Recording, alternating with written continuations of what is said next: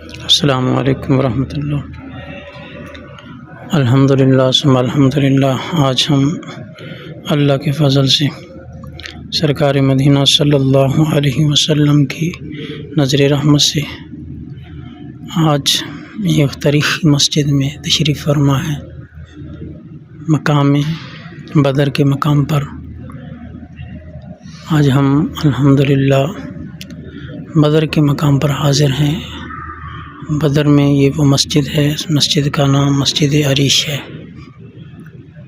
تاریخ میں آتا ہے کہ سرکار مدینہ صلی اللہ علیہ وسلم جو اسلام کی پہلی جنگ عظیم، جنگ بدر، اسلام کی پہلی جنگ 17 رمضان مبارک کو اسی بدر کے مقام پر یہ غزوہ ہوا تھا، غزوہ بدر۔ تو اس مسجد والی جگہ پہ سرکار مدینہ صلی اللہ علیہ وسلم کا خیمہ تھا۔ سرکار پاک کے لیے صحابہ کرام نے خیمہ بنایا تھا اور کریم آقا صلی اللہ علیہ وسلم اس خیمے میں آرام فرماتے تھے۔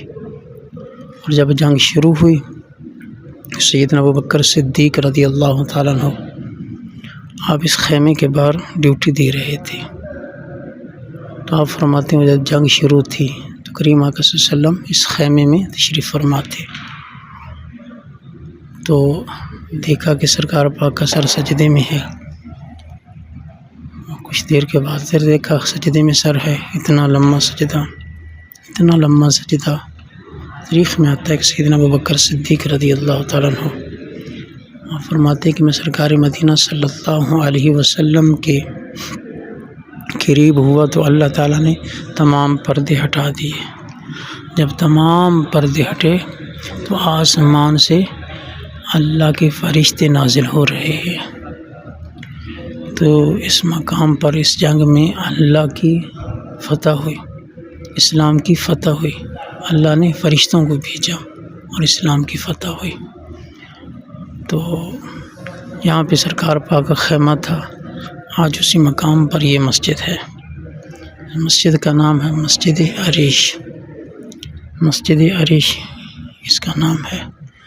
تو پوری دنیا سے عشاقان رسول، ہم تو نسبت والے لوگ ہیں، تو نسبت ہے، تو سرکار پاک سے محبت کرنے والے عشاقان رسول اس مقام پر آتے ہیں، اس مسجد میں نفل پڑھتے ہیں، عبادت کرتے ہیں، ذکر کرتے ہیں۔ تو آپ بھی اس مسجد کی زیارت کیجیے اور ثواب کی نیت سے آگے شیئر بھی کیجیے۔ اللہ پاک کی بارگاہ میں دعا ہے، اللہ پاک تمام عشاقان رسول کو اپنے اس گھر کی، اس مسجد کی، کعبۃ اللہ کی، سرکار پاک کے روضے کی بادب بار بار حاضری نصیب فرمائے۔